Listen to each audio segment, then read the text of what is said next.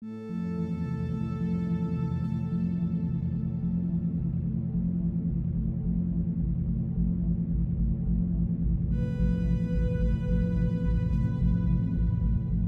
my friends, it's me Day again, and today's video is going to be about ship components and the systems required to use them in Star Citizen. And since this video has so much to cover, I'm just going to jump straight into it and try to follow along. It's going to be a bit of a ride.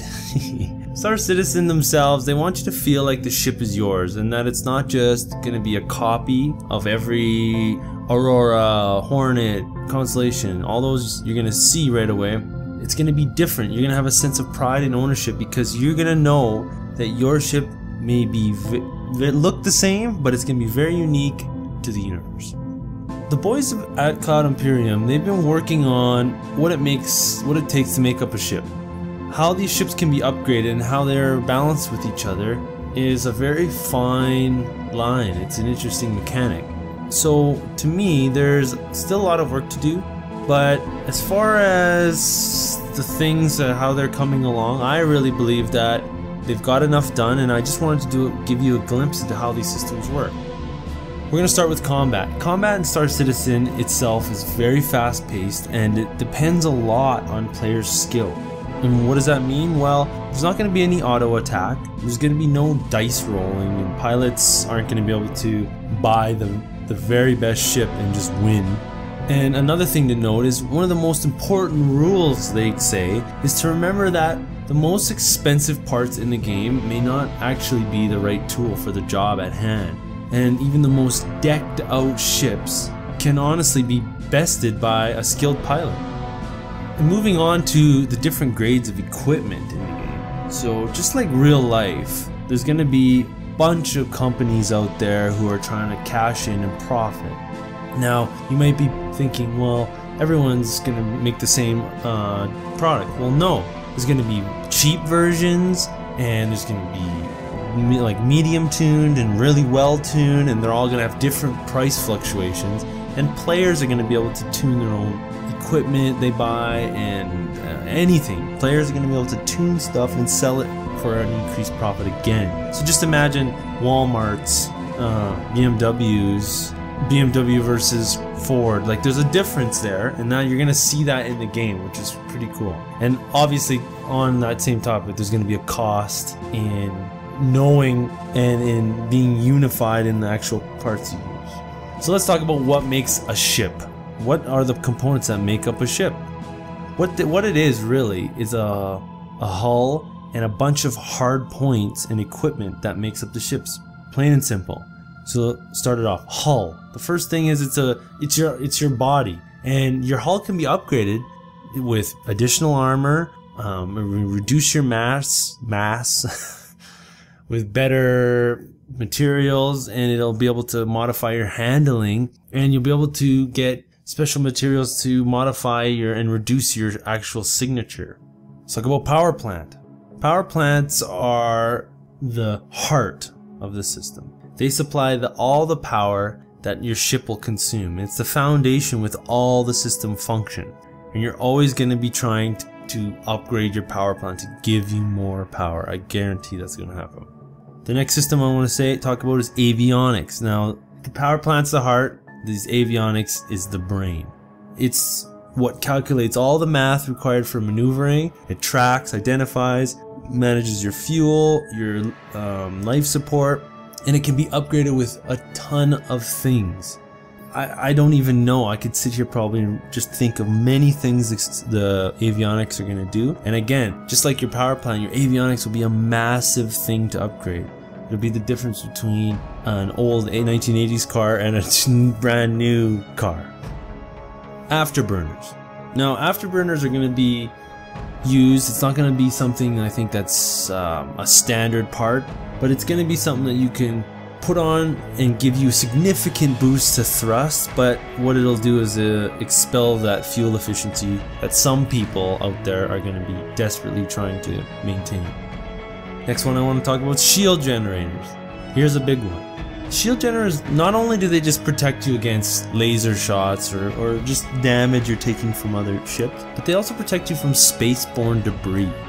So think about that. Flying without a shield generator can damage your ship from all the little small rocks. We're not just talking about asteroid belts, that's obvious, but the small rocks. Now these shield generators can come in multiple sizes and have varying levels of segmentation. What does that mean? Well, you can have a single bubble around your ship, but that might not be exactly what you want. You might want a front and back oriented shield. You may want the ability to move shields up front or back or sides, etc. Another part is the intake. So these intakes you may have seen on some of the pledge ships, and they're going to allow you to actually collect up the free hydrogen in space or upper atmospheres of planets, and you'll be able to refuel your ship. You're going to be able to find gas plumes and fly around and just fuel yourself up for free. So it's going to be a really interesting component, like an optional component. Another part I want to talk about is the fuel tanks. So fuel tanks, it's a pretty obvious statement, but you're actually going to be able to upgrade these to be able to be more durable, lighter, and it's going to actually act as like an injector with your fuel, or your CPU, to be able to use the fuel more efficiently. Maneuverability thrusters. So maneuvering thrusters are the small thrusters that you're going to see on the ships that provide the majority of all the pitch, roll, yaw, and all the controls to correct the velocity of your ship. And what correcting velocity means, slowing you down, or it's actually can help speed you up too, but slowing you down, that's what's going to slow you down. You need these, and you can get either fixed ones in place or have different methods of articulating motions that help you improve control response. The main thruster. Obviously the main thruster is what's going to provide the most forward thrust on your ship. Just like the maneuverability thrusters, these are going to be able to be fixed in place, or you're going to have thrust vectoring assist for a lot of more robust movements. You'll be able to drift left and right. After that, it's just, I wrote miscellaneous. And what does that mean? There's so much. Weapon batteries, recharge, there's just a million things. Cargo, tracking devices, but those are going to be extras that aren't necessarily standard equipment. They're going to be things that help you hone in on what your specific role in the universe is going to be. Let's move on to the actual power and heat load. We'll discuss this. And it's going back to that power plant and the avionics. So power is always going to be at a premium, and the pilots are always going to find themselves saying, oh, I just wish I had more, there's not enough to go around. But they want that, because with that in mind, you're going to opt to use that available power to install specific role components. So you're not going to have the most powerful weapon and the most powerful set of thrusters. It's not going to happen. You're going to have to choose. Now, consuming that power is also going to generate heat, and that heat is dispersed from your ship, just like a high-performance computer, right?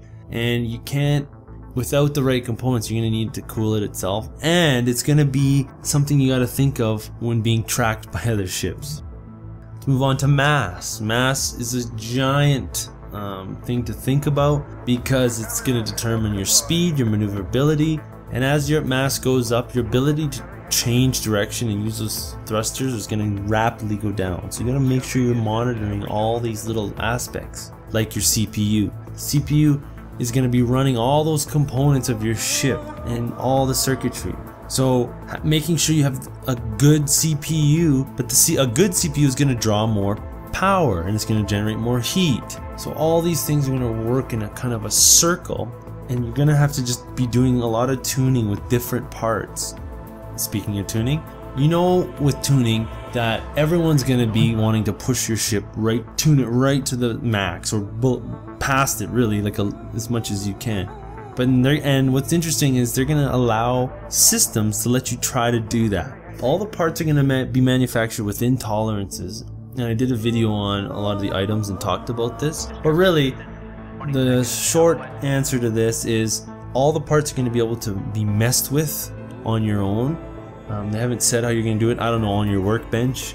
I don't know. But you're going to be able to push this hardware in different ways, but you can have disastrous results, and you might be able to lose the part or kill yourself. Who knows? So tying all those systems together is something called the pipe system. So yeah, great, we have all that together. Let's talk about how they all come together. They have a sort of pipe system that connects everything together, and now these power pipe supplies each device with power, while the data pipe transmits data between the components themselves. So there's going to be different lines that you're going to be able to look at and figure out where things go for the more simple look. For example, the shield generator is going to send data out on the data pipe so the shield level can be displayed on your HUD. Makes sense, right? The pipes are going to be able to be disrupted with different repercussions. Different ships, like the Avenger itself, has a disruption cannon. So what they're going to be doing is screwing with these pipe systems. They want to have a lot of emergent gameplay to happen, not just in the big game world, but inside your actual ship. You're going to have to be worrying about changing how you think in different situations just within your ship. And what I like about that is the detail and flexibility. For me, I'm really into that, and I'll definitely be doing that. I mean, I'm an enthusiast PC builder and I just love that, all that kind of stuff. But for other people, you're gonna be able to just strap in your engine and you're gonna be able to go. You're gonna be able to buy good parts and find recommended settings and do all those things, which is amazing. Like, this game has something for everybody, and for the guys who want to geek out on making it perfect and specific tasks and roles, you'll be able to find some amazing rigs out there, I imagine. That's all I got. Thanks for sticking through it. I'm Day, and I'll be back doing more of these. Please tell me if you want to see any sort of topic or discussion or not. And also, we'll be doing some podcasts in the future. Don't forget to like and subscribe it if you haven't. Please stay safe. I'll see you later.